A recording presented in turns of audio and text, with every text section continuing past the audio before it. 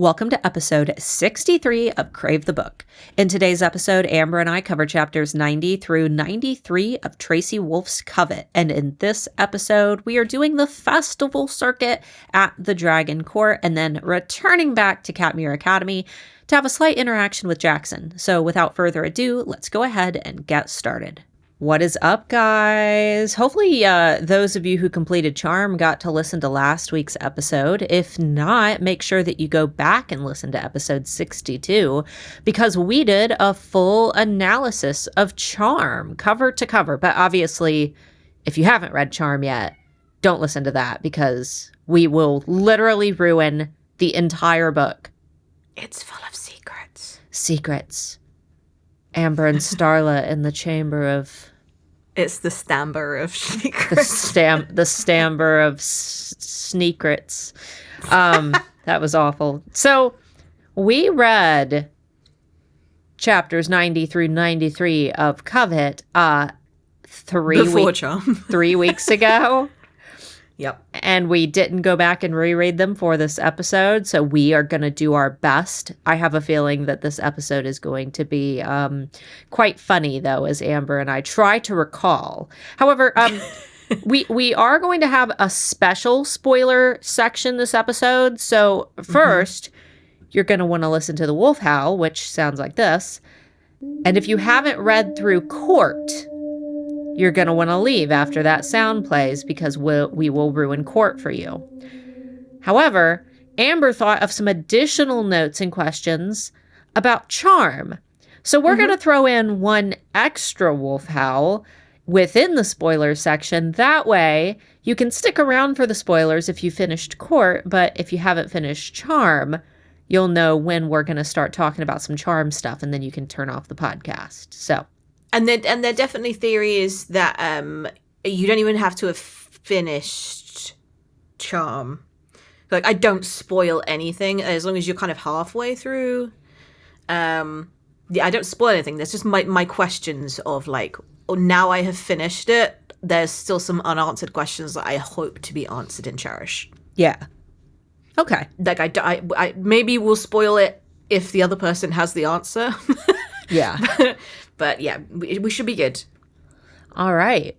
So we're back to Covet, back to the Dragon Court. We actually finish up the Dragon Court in these chapters. But in this time, this is when things really get cool with the Dragon Court, where Grace and the gang actually get to walk above New York City. And I can't remember specifically what Grace was talking about, but she was mentioning like seeing a play, which they were stood on whatever the avenue is called that everybody in Times goes Square? To see a play. That maybe, sure. And she gets really upset because it was something that she wanted to do with her parents, and now I think she's realized that she's never going to get. Exactly. And Hudson manages to kind of pull her out of the funk, but mostly just by asking, like, hey, you all right? And she's like, yep, I'm fine. Yep, moving on. No, we're not discussing that. Nope. Yeah. I noted that I have absolutely zero desire at all to see a play. Like, I see all my friends that, because we do have, like, an auditorium in Springfield where you can go. And I've seen plays there for like school. We had to all go, and we had to go see Footloose, and we had to go see Stomp, which was like, it was like all percussion and trash cans. And I had to see a bunch of weird plays, but like, it's do you have pantomimes? I have never heard that word before in my life. Oh my goodness. Well, you're in for a treat. So we don't just have like West End shows, where like the musicals and your equivalent of Broadway. We have pantomimes, which are specifically for some reason around Christmas. And they're usually Cinderella and those kind of stories, but told from the point of view of being on a stage. And they have the most uncomfortable, he's behind you, that they want all of the people in the audience to kind of join in and start, like, taking part. And it's always really uncomfortable. Like, there are sexual jokes for the points of the parents, but it's entertainment for kids. And I was dragged to so many every year, and I absolutely hated it. But the pantomimes are usually when a comedy person from the TV is brought in as like the lead actor.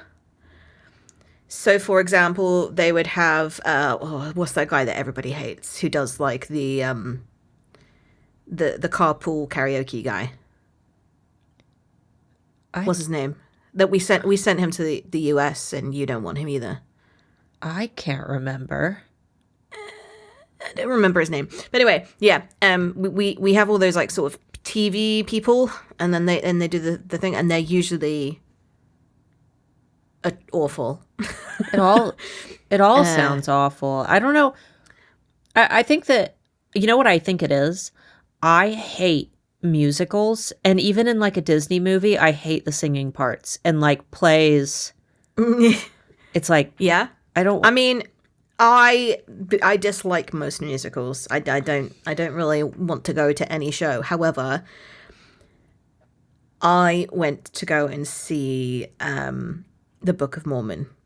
Well, that's with my husband. And it different. Was incredible. Because that's like South Park humor. Oh my God, it was amazing because the amount of people that just went, ah! And then stood up and walked out in a huff amazing. Because they obviously had no idea the kind of humor that they were expecting. But there's another show called Avenue Q, which we want to go and watch. And it involves Muppets. And I absolutely, that is my guilty pleasure. I love Muppets. I'm embarrassed by the fact that I like Muppets. And in fact, I hid it from my husband for 6 years when I was caught watching The Christmas Carol. That's a very odd thing to admit. I love Muppets. I think it's like a comfort thing of like reminding me of being a kid and having there's nothing in the movies that we watch that are going to be scary. Right. I don't know. But yeah, Avenue Q involves Muppets, but it's more adult humor again. And yeah, like we want to watch those, but absolutely nothing made me want to watch Hamilton. Absolutely could not even get through the first 20 minutes. Came downstairs, saw Scott watching it, and he was like, "This is incredible. This is amazing." And I'm like, "Who are you? Who are you?" And I think it was because it was the rap element that he was like, these lyrics are amazing. Not because he was enjoying the story or learning history. But he was like, this is genius. The lyrics are amazing. I think that's my problem, is that I don't care for music too much. Like, I can take music and I can leave music. Like, oh, I like music. I like music. I just don't want it. But could you live without music? Well, probably. I mean, anybody could live without music. I would. No, they couldn't.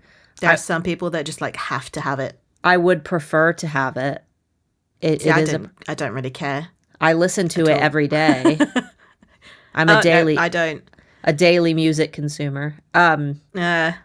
So what was the part, your second note? Because I don't want to spoil it by saying the word, because I know you just want to hear me say it. Oh, I do. But what happened here that triggered this note? Because I can't remember. Was it just Grace describing? I think there was a joke, and that was one of the punchlines to it. Oh, I thought it was about like this was they're at the top of the building for the Dragon Court like festival. They're doing a big festival over the city. But I think that Hudson says that he doesn't want to be a dragon's hors d'oeuvre. That's how we say it here. Hors d'oeuvre. Hors d'oeuvre. Yep. How do you say it? Hors d'oeuvre. Hors d'oeuvre. Hors d'oeuvre.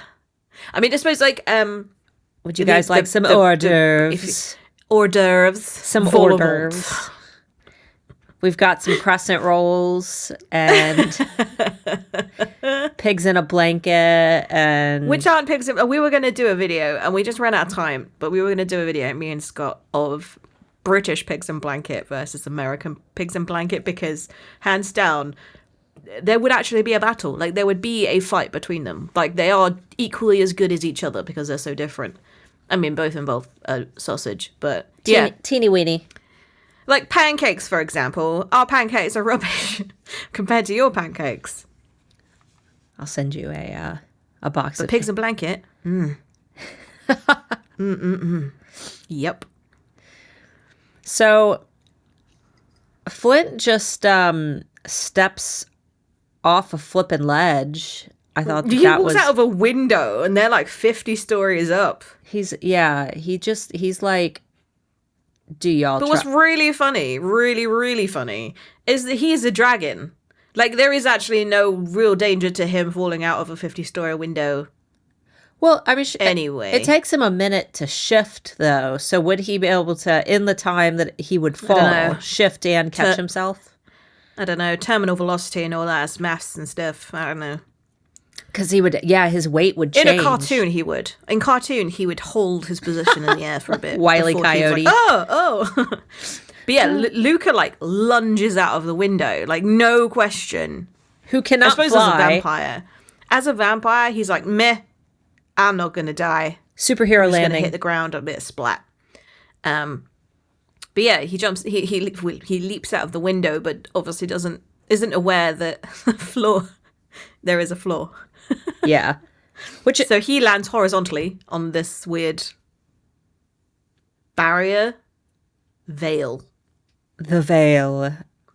Like, I would just be so nervous because, like, I wouldn't do it. Nope. I mean, how do you know? I can't walk across. I can't walk across things. You know when they go, oh, it's a see-through floor. You use glass. And I'm like, nope. We have that. Nope. Our aquarium where you can walk over top of like a bunch of alligators. Nope. Nope. I'm absolutely fine with alligators. It's the floor you don't like. It's the inability to control my environment, and if I'm standing on glass, and there are videos where they've made a bridge out of glass, and it's actually a TV screen, and they project like a crack. Yeah, I've seen that. And then people freaking out. That's all I hit. That's all I see when I think of walking on glass. Yeah. I mean, because in reality, how many pieces of glass have you walked on and it survived? All of them. Every single one of them. I don't think I've ever fallen to my death through glass. Well, the fact that you're still alive definitely yeah confirms that. Yeah. But yeah, no, I'm absolutely terrified of heights. Yeah. And I just no. No. And the thing is, everybody else is like, whoa, this is amazing. I wouldn't have even left. You enjoy that over there? You know those, like, that feeling of like walking up to a window and looking down and going, whoa, we're really high up. Like, I would still be in the elevator. I'm going to stay back here and eat the hors d'oeuvres. Hors d'oeuvres holding onto the wall. There's this, like, something that I can almost like, oh, well, as this high up, I can feel the rotation of the earth and I don't feel comfortable. I'm terrified of heights. I absolutely hate it. Now, and yet being in a plane, absolutely fine. Well, because you feel like you're on stable ground.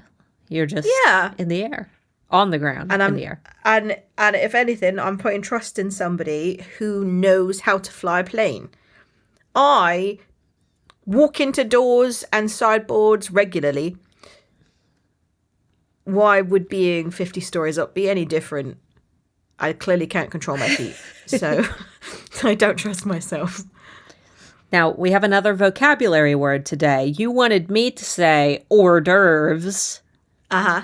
Here's our next vocabulary word. Bollocks.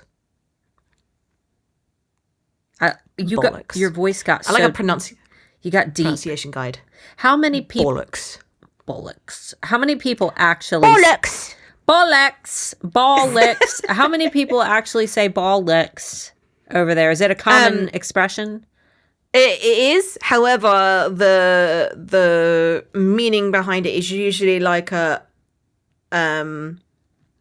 shut up. Yeah. So like, oh, I did this the other day. Bollocks. Like load of rubbish. Like bullshit. Yeah. Yeah, we just say bullshit.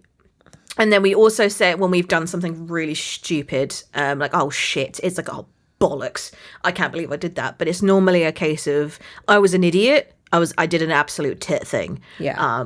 And bollocks.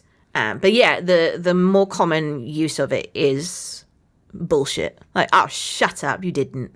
Oh, bollocks. You will never, ever hear an American.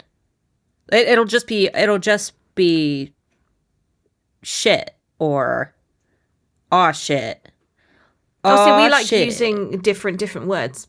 So we like using as many words as we possibly can just to confuse foreigners. Yeah, we just like saying different colloquialisms of the word balls. Sometimes we might just throw in a testicles for no reason. Oh, testicles. Yeah, our insults are definitely ramped up in terms of flowery language. Here's the thing, those can only be negative, but like if you say oh shit, you could be like oh shit or oh shit. Yeah. Or oh shit. Like it means something different. If You put the emphasis on a different letter. Yeah, oh shit. That's like you forgot something. Oh shit. Like this is some good shit. Like I hope nobody's listening with their kids in the room. Like I hope you are listening to us with headphones. It's like advisory. Advisory. So something that made me laugh was when Grace was talking about seeing the Hudson in the distance, and I'm just imagining Hudson like way out, like hello, Grace. Did you disappear? No. Oh, okay. My joke was just very unfunny. I don't remember it, and my brain was trying to work out whether you meant Hudson the river, and then I was doing a geography lesson in myself. Was like, it's the Hudson River in New York. I think it is. Yeah. But Grace was that was the reason why your joke was not funny. It was do I need background knowledge for this story? No, Grace was talking about the Hudson in the distance, and I'm just imagining a Hudson like floating over the city way far back, like hello. Yeah, so something that I really liked, the whole golden drakes. The introduction of them. Yeah, like they came, it felt very much like like Harry Potter will place, a special character into the mix that everybody is inspired by, and they play a significant role before they die or disappear. But they play a significant role in the story for the time that they're around. And the Golden Drakes, with Eden being very excited by them, I thought for sure that we would get some type of something more with them. I feel like there's a lot of opportunity there. Maybe it's Tracy's way of doing a spin-off. It would be cool. I would love to hear Eden, or even it was in the guide to Katmere, wasn't it? That was her dream, was to become one of the Golden Drakes. The thing is, like,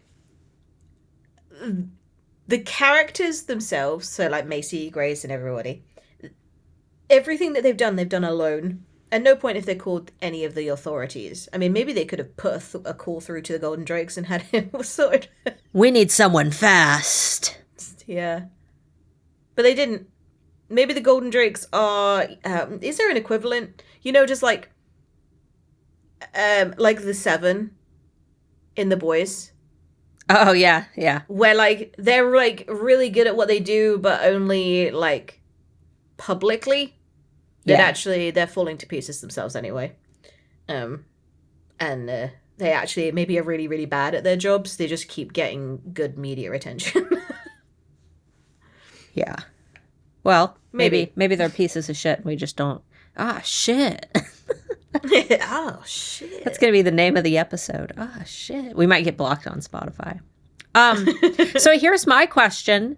This festival circuit, they're talking about how they're going to all these vendors and they're walking around. How do you know that you've hit the end of the festival circuit? But then I felt like a hypocrite because the channel, my book, the channel is a location that exists outside of time and space. It is a resource management for all dimensions, or no, not all dimensions, 23 dimensions of all of the dimensions. But it is a cube.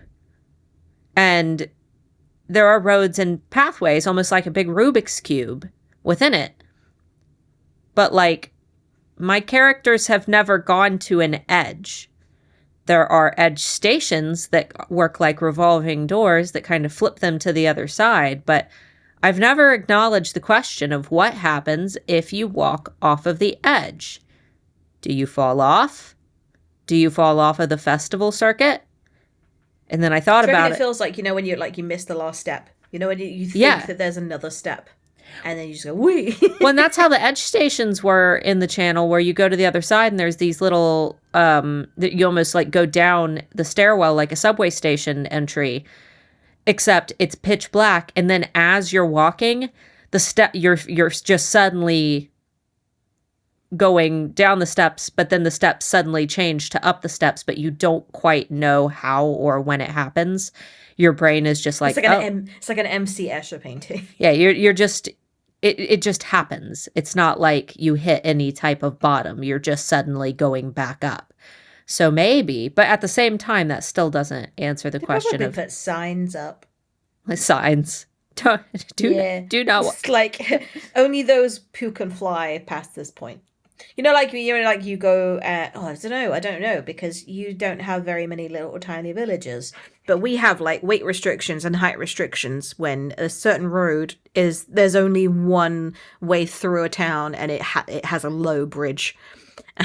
It's like only vehicles below this height past this point. Maybe they're like only people who are actually able to stop themselves from falling past this point. Otherwise, you're going to get those things like the lorries like cutting off the top of their trailer. Oh God, yeah, we see because that they've all driven the time. through a bridge. Yeah, I love watching you videos. Moron.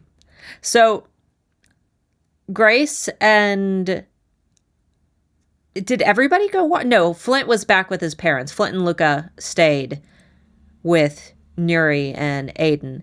But everybody else went walking around and they were talking about everything that was for sale. And Grace mentioned claw trimmers and fire enhancement pills. And I just laughed. Fire enhancement.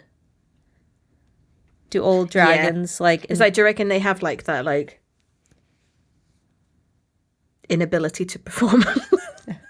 And then I imagine like do you guys have the commercials like for like Viagra and stuff where it's like they always pick like an old like silver fox and he's doing something manly like driving in a sports car with his woman or fishing, and he's like, I used to suffer from erectile dysfunction, but with the help of Viagra I can perform faster and longer. I don't know. I don't think I've ever seen a UK Viagra advert. Have you ever seen like any? You haven't seen any? Yeah, like... I've seen the American ones. Like, you've definitely seen the Americans because we watch NFL. Oh, that would be the prime place. That's good ad placement. Yeah. Yeah, we see a lot of medication adverts, and they're always hilarious to us because the amount of symptoms and side effects that you list at the end of the advert really fast. Like, side effects may include death. A lot of times the side effects do include death. Yeah, for the UK adverts, we don't have to do that, but for Americans, Scott has explained that you can either say your own pill name, like your brand name, and then you have to then list all of the side effects and symptoms, or you can neglect to say your brand name and instead say the type of medication that it is, and then you can avoid it. So essentially, it's like brand placement. Like you can either tell people your brand name and get brand recognition, but you have to say all the bad things that come with it. Yeah. Medication adverts always make us laugh. But yeah, we don't get Viagra, blue pill adverts. We're lucky to see a condom advert these days. It's very much, I haven't seen a condom ad in a long time. It's very much during shows that like older gentlemen will be watching. You know, it's not typically things that I watch, but especially early in the morning on Columbo. like daytime television and late at night, like for, you know, football and things. Yeah. Yeah. So during their little walk excursion, Hudson buys NWA's Straight Outta Compton and Paul Simon. I'm like, Hudson, yep, my boy, sweetheart. Maybe he just likes all music, and he's like, oh, I don't have this one, and I don't have this one. Is Paul Simon specifically from New York? Is that why those two are significant? No, I don't even know who Paul Simon is. Think about NWA Straight Outta Compton, and Paul Simon is the opposite of that. Okay. I did think that just through nuance, but I have no idea who he is. They sound like the opposite things. Okay. Sure. Yeah. But and then the only thing that Grace gets is she begs everybody to go do like a little caricature, and the artist does Grace like holding a tambourine and like wooing over Hudson. They're like all in a band. And I think Hudson was singing, I believe. I can't remember like what everybody was doing. Are you okay? For everybody that knows. Yeah. No, just Hudson singing and Grace playing a tambourine. Yeah. Oh, maybe that's the hint I was looking for, because Grace reacted very, very weird to this. Like, she wanted this picture and she begged everybody to do it. They didn't really want to do it, but then they went ahead and sat and did the picture with her. But then Grace just like rolled it up and stuck it in her book bag and then never talked about it ever again. And Hudson didn't say anything either. Yeah. Oh. Is that an Easter egg? Maybe. Did we just discover an Easter egg? Well, we won't say any more, but it's worth thinking about. It's worth thinking about. Because those two things have nothing to do with the rest of the storyline. No, yeah. And I just thought that it was weird that Grace like rolled it up. She was like, she acted kind of upset by it. Like a caricature, they're supposed to make you look silly. But she acted almost like she was embarrassed to have wanted it. I mean, to be honest, I would be that with the caricatures. Like, I want it, but don't judge me for wanting it. Right. It's just very weird. Or maybe he just accentuated the wrong feature. Yeah, maybe they gave her a big mouth. Like she's and now she's really self-conscious. Right. Now, do I talk? She's like, I want it. Oh, I'm hideous. This is also one of the very first interactions that we get with Hudson and Macy being super cute together. Hudson takes Macy out and dances with her because Macy's still kind of recovering from Xavier's death. And how would you react? Okay, you've got your like boyfriend that you just had a magical night with, and would you be totally fine with him taking your cousin and dancing? Is that something that would... I think that I would be okay with it because Hudson has never shown Macy any interest, like, romantically. So I wouldn't have that, like, jealousy thing. And Macy's never said anything about Hudson in the way of, like, she wants him. Right. But it would be a bit awkward if it was, let's say...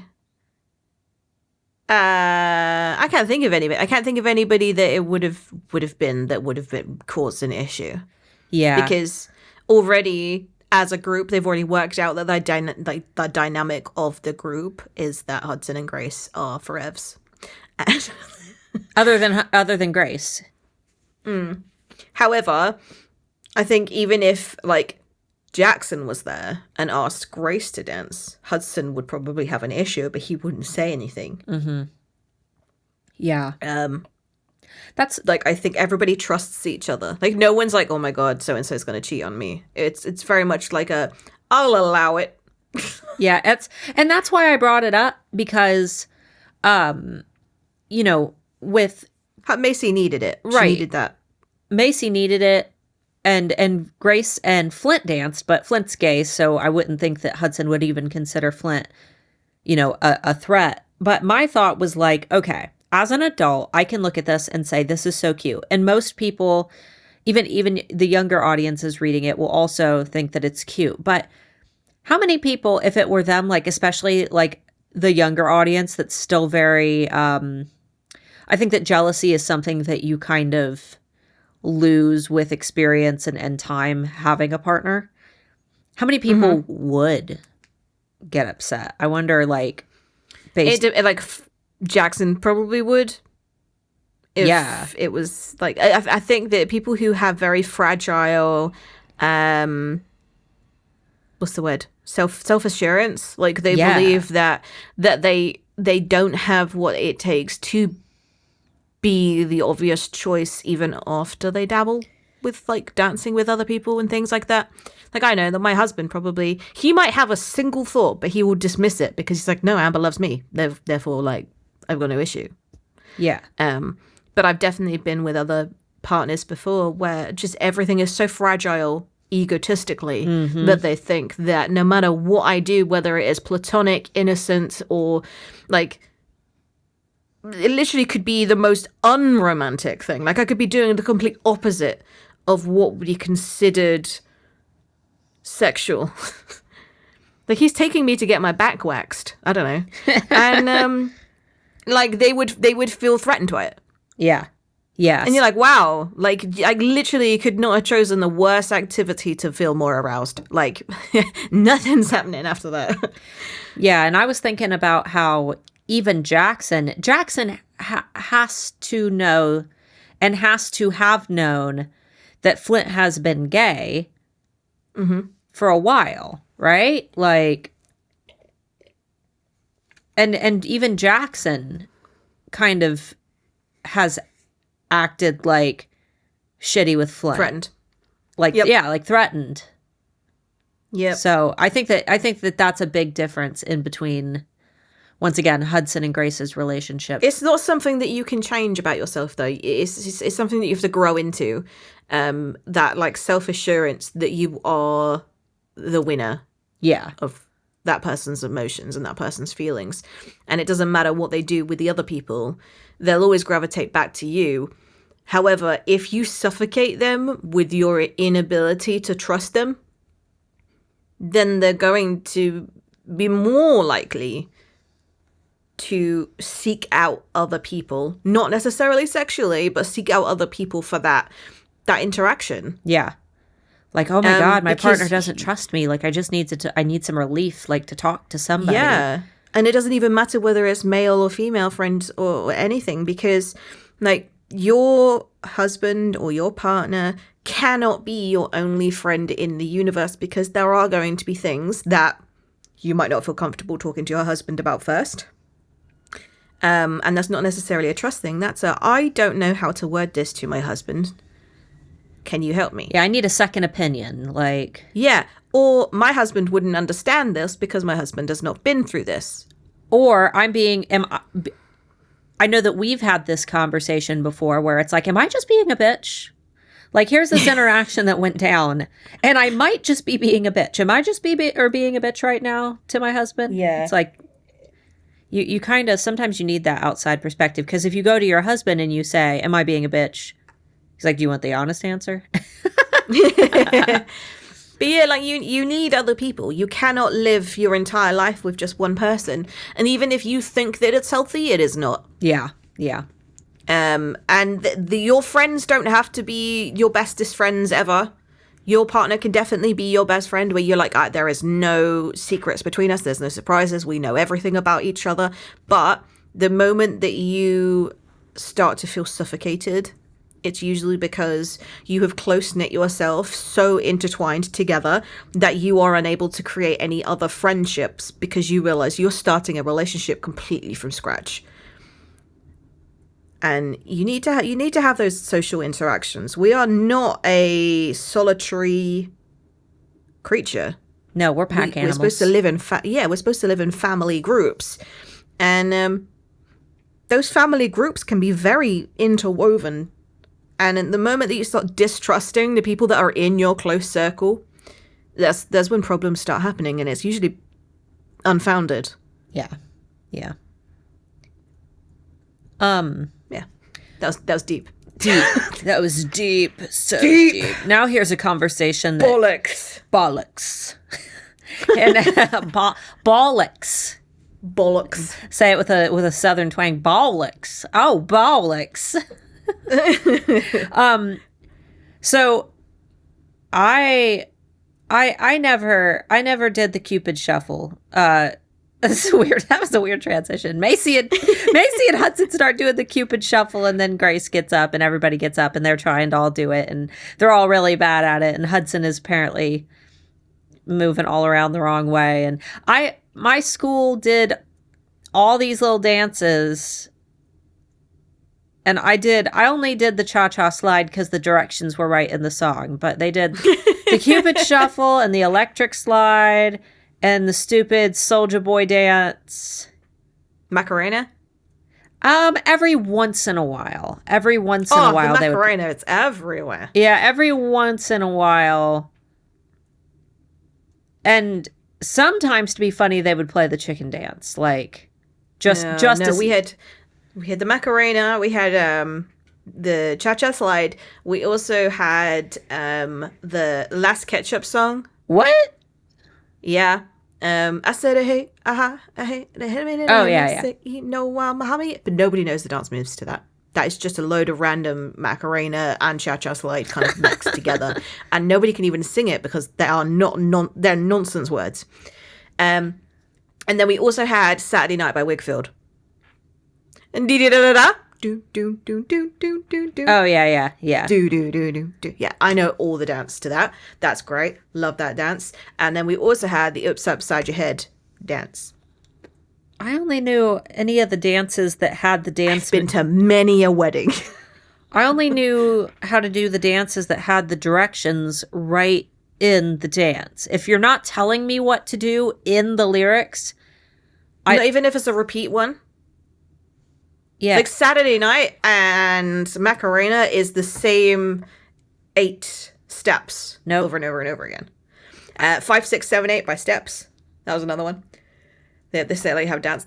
Like every decade, a few songs appear where there is a specific dance, like Gangnam Style. Like Gangnam Style. Yeah. And I'm like, they always try. And they try and get that dance in, and as much as they want to, they will never beat the original 5. Well, they always I noticed that songs that have an associated dance immediately blow up, and I think it's because DJs cling on to those songs for events. Well, they need to fill up the floor. There's nothing worse than going to a party and having the DJ playing his absolute belters and no one gets up to dance. Yeah. I love dancing. I am never going to be the first to dance, though. Yeah. Ever. And my issue is I don't know how to dance unless I know the dance. And I can get quite drunk, and then that's fine, and then it doesn't really matter. There is no ego left to quabble. But I love those dances that there is a set moves, because I will always find whoever I've gone to the party with, and I will sit next to them, and I will do the whole dance with them. And it doesn't even matter, because the next song that the DJ plays, because he knows that one was like, oh, everybody does on the dance floor. Oh, let's play the next song that has a set moves. And I look at the DJ like with absolute pure hatred, because I am gasping for air. And he's played like 5 in a row now, and I'm like, da-da-da-da-da, do. I love dancing so much. But the problem is, he then has to transition at that point from a set dance move song to, I don't know, Mambo number 5. You gotta reset the floor. Yeah, and everybody's like, oh my God, I'm taking a breather. And I'm like, I want to dance to Mambo number 5, but you've exhausted me. I'm going to go sit down and get a drink. You need to spread them out, mate. Spread them out. Because you'll get everybody to run to the dance floor and they go, I'll stay for another song. Even if it's not my song, I'll stay for another song. But no, he does 5 in a row and then everybody's dead for the rest of the night. Stupid DJ. DJ lessons from Amber.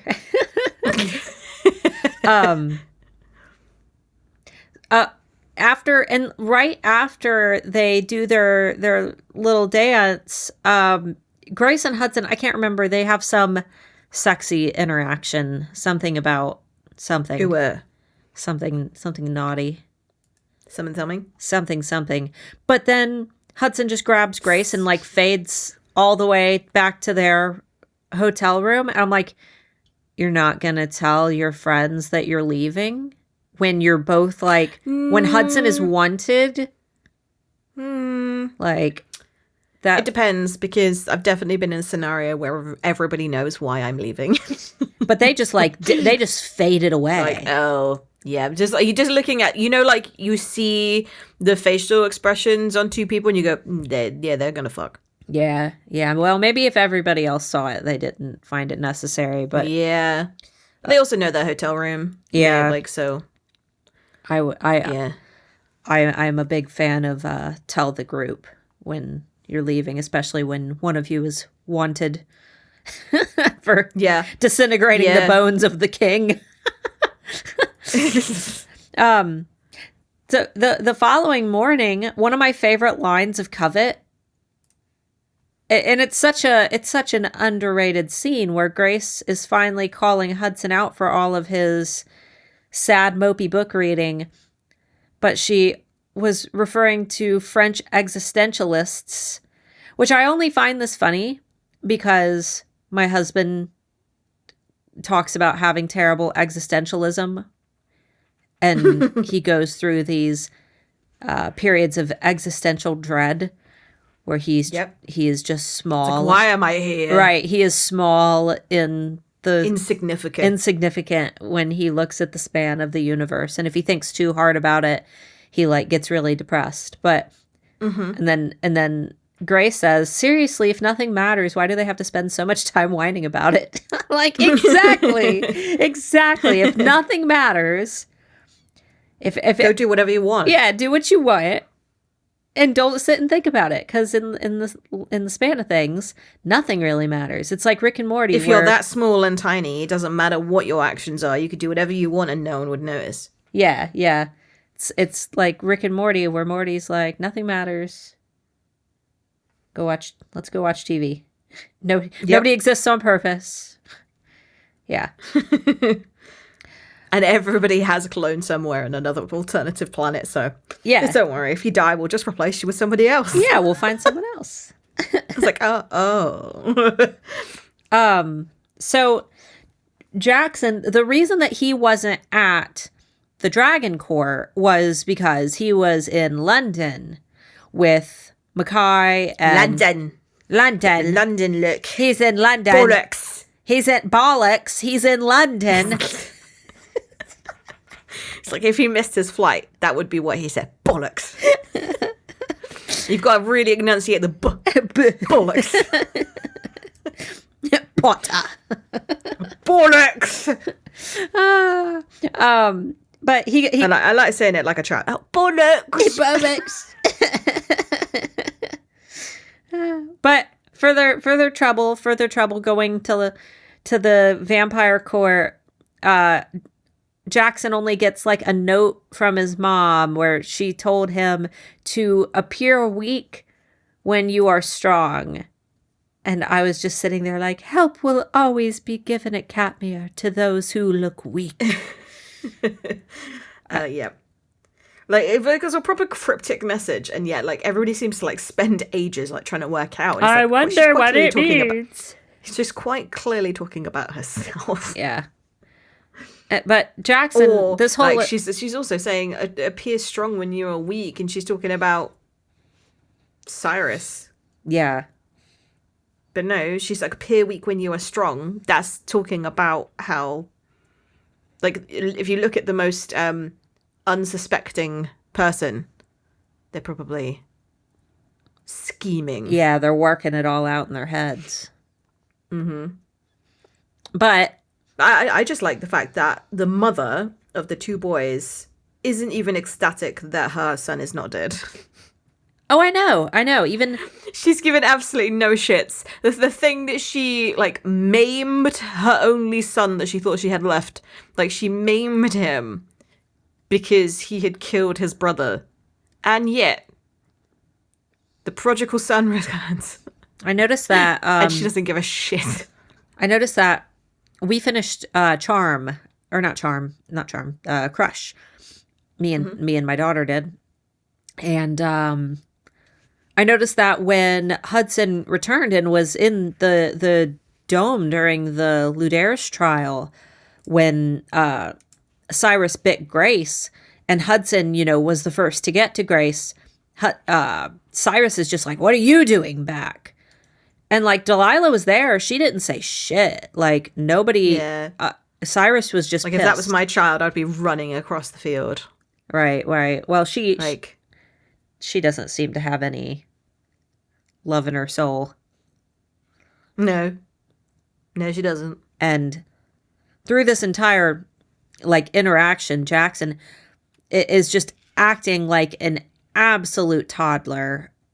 I mean, I thought that this is where he started the fight with Hudson. I thought that happened during this, like right when they got back from the Dragon Court, but I guess not. Unless it's about to happen. I was positive that they got back. Well, no, I think that because he doesn't find out that that's where I think he goes to the bloodletter at some other point. I can't remember. But either way, it needs to be like a happy moment between Grace and Hudson before he goes and ruins things. Yeah. Yeah, I know that they have a really happy moment, and then he gets worse and worse and worse, which... Yeah. And I think it's when Grace does the Pokemon, I choose you. Yeah. And then Jackson's like, "Lil psych." Yeah.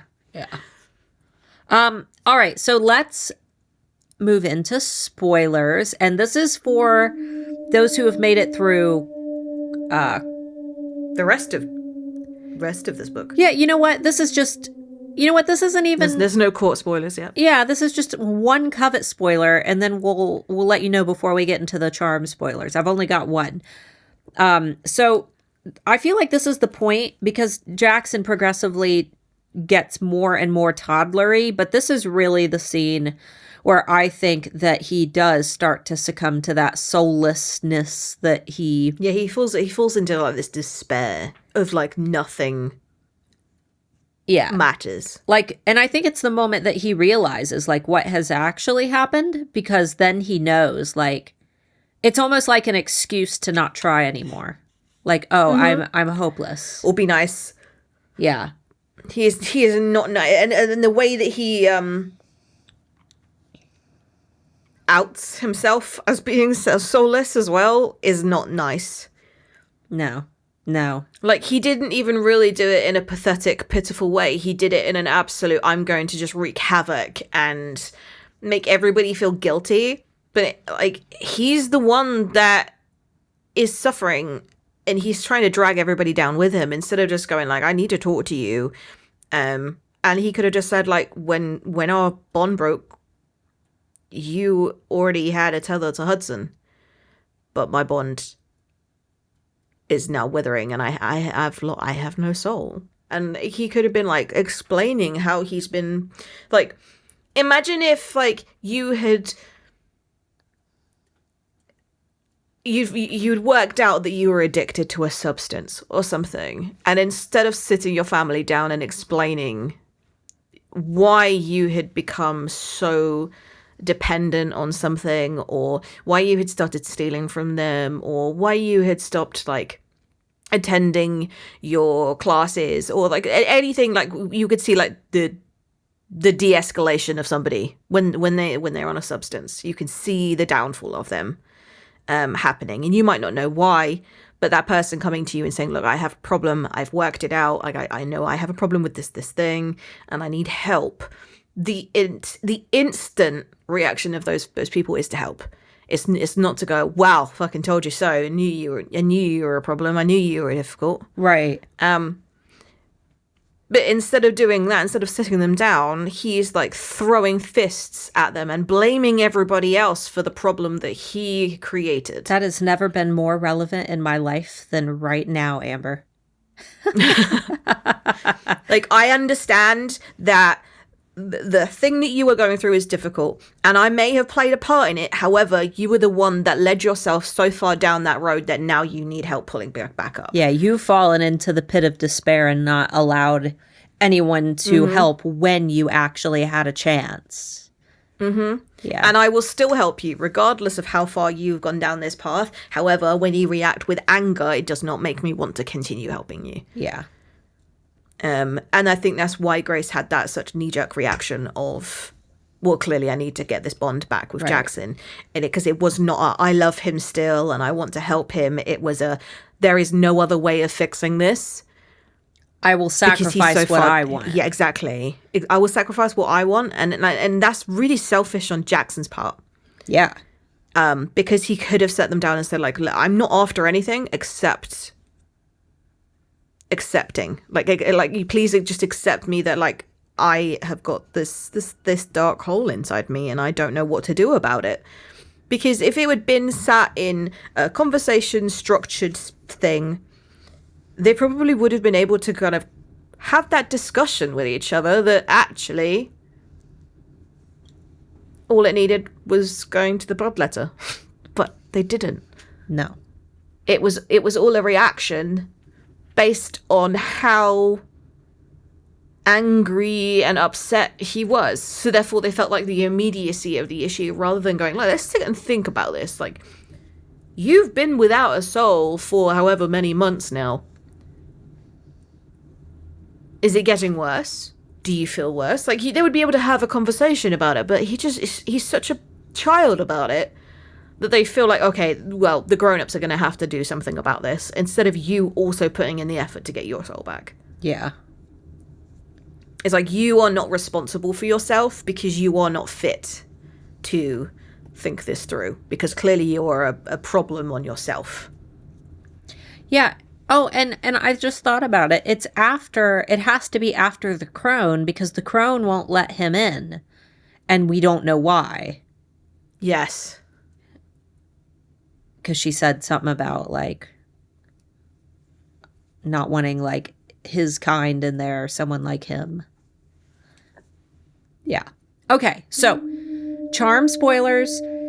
If you haven't read Charm, run away, leave, turn it off, get out of here, scram. We don't want you here anymore. We don't want to spoil anything. Only because we don't want to ruin anything. Yeah. So, Amber, these are all yours. So, yes, yeah, there are three. And I have some questions. Okay. Such as, does Sui's daughter ever get saved? Because that's the only reason that he goes back in time is to save his daughter.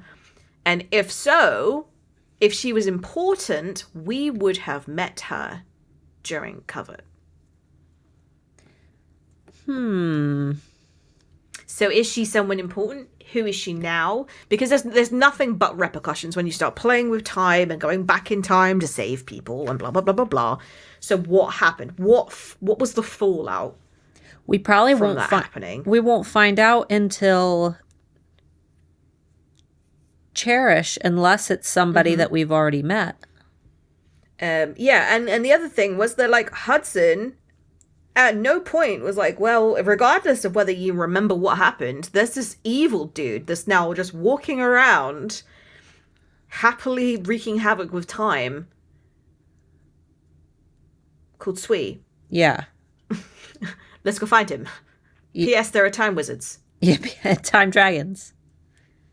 Because when Jikon and the Bloodletter start talking about time, like, Hudson doesn't exactly look surprised. No. And, like, I feel like that was a massive, like, gap in the conversation that he could have had, where he realized that, like, oh, Grace could probably control time too. It should have been like, oh, not another one. I highly recommend that everybody go back to Charm and read the bonus chapter when Grace and Hudson, when Grace first turns back and, doesn't think that any time has passed and Hudson is trying to communicate with her. I didn't think that Tracy had planned, as well as she had. I thought that she was kind of just going as she went. But there were quite a few things, quite a few callbacks to Charm. Mm-hmm. I read that last night with my daughter, and I was like, oh. Damn. Yeah. Oh, shit. Yeah. Oh, shit. Yeah, there were a couple in there. Okay. And then the second one was, did we ever actually see Cleo's face? Like, did we meet the Queen properly?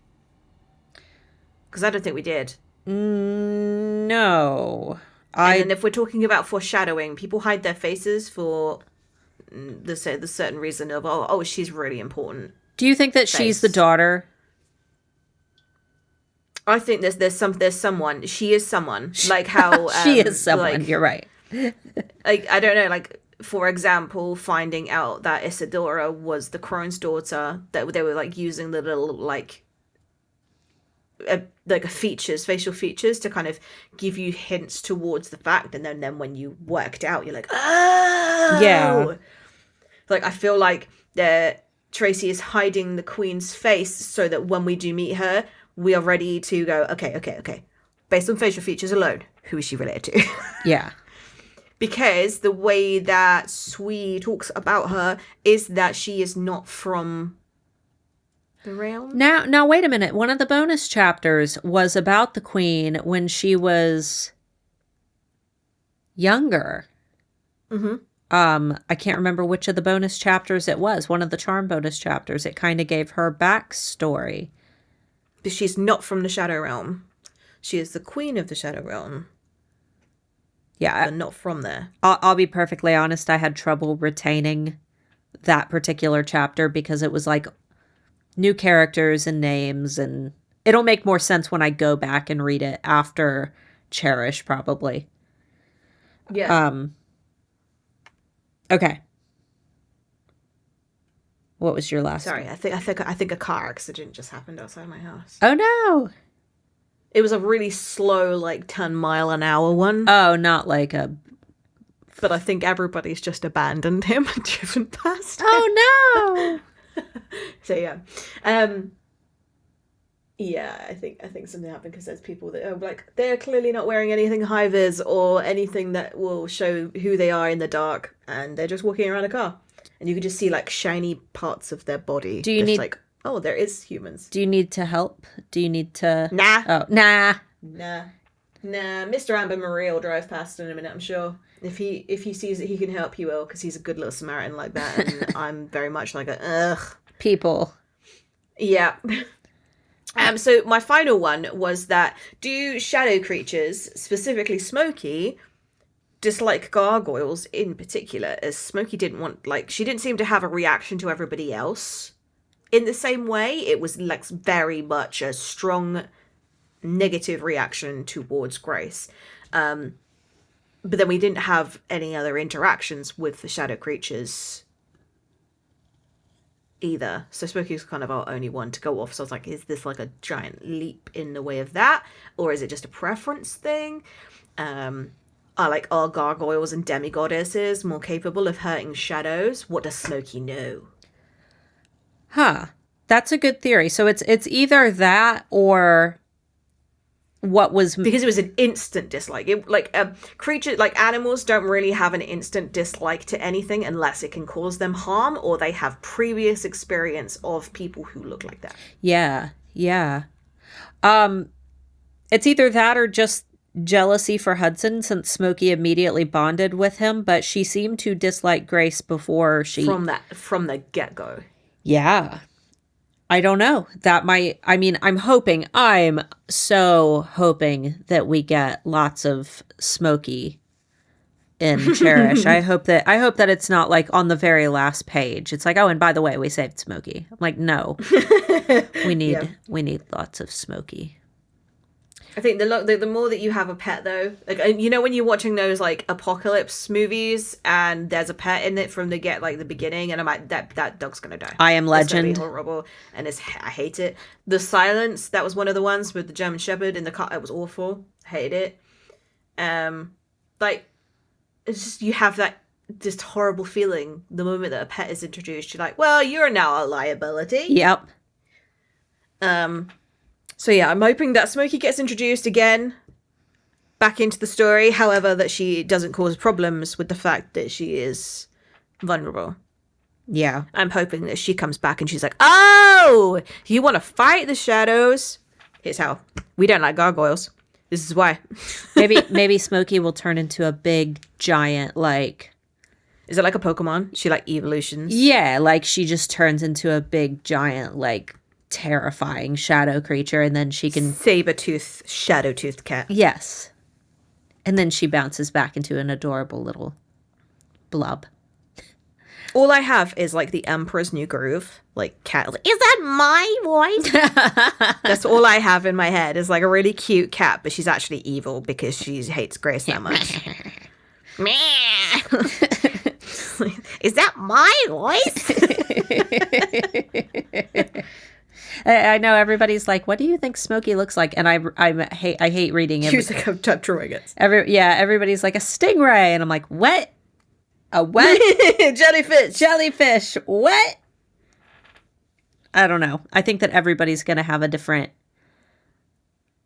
idea, but Smokey. She definitely wasn't corporeal. She wasn't like corporeal to me. You know, when like you can actually see like a physical outline of a cat. Like I think that she would like had the features of a cat, but it was very blurred and blobby. Yeah. I turned it off. That's okay. We're pretty much done. You can sound the alarms. Sound the alarms. I don't know what that was even from. That was old people calling me, asking whether they could order something on my website. Through me. Can I order something? Guys, thanks so much for listening.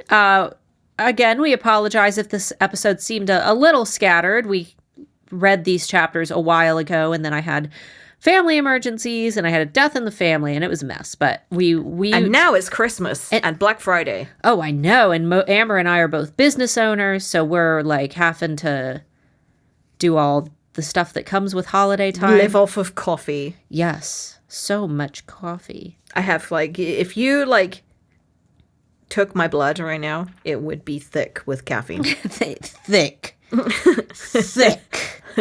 Thick with 2 C's of caffeine. Thick. All right, guys. Thanks so much for listening. Next week's episode should be pretty much back to normal, but I guess we will talk to you guys next week. Bye-bye.